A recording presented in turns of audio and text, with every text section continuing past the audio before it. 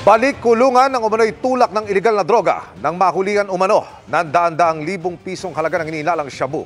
Nakatutok si Marisol Abduraman. Exclusive.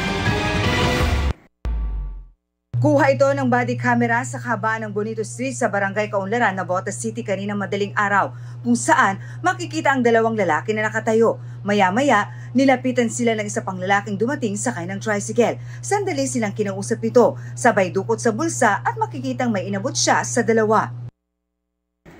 Ang di niya alam, pusher buyer ang kanyang katransaksyon. Kaya agad siyang naaresto. Ayon sa Navotas Police, tulak umano ng illegal na droga ang lalaki. Unang nakuha sa kanya ang worth 1,000 pesos na shabu na in-order ng mga nagpanggap na buyer.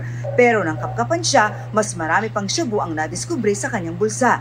Sa kabuuan, nasa 51 grams na shabu na nagkakahalaga ng halos 350,000 pesos ang nakuha sa suspect. Nagkakaroon po sila ng ganyang halaga na bit-bit, lalong-lalo na kapag kakakukuha lang nila. Isinailalim ang suspect sa bypass matapos umanong makatanggap ng impormasyon ang mga otoridad. Hinggil sa gawain ng suspects na dati na rin nakulong dahil sa droga. Through validation, nalaman namin na talagang papatuloy sa pagtutulak. Ang bentahan, nangyari ulit sa gilid lang ng kalsada. Hindi po kapunang-puna kapag nasa kalsada po siya. Aminado naman ng suspect na dati na siyang nakulong dahil din sa droga. Ilang beses mo na nakulong? Malawa po. Ba't ka ulit pumasok sa ganito? Dala lang po ng pangangailangan mo. Para sa GMA Integrated News, Marisol Abduraman. Nakatuto, 24 oras.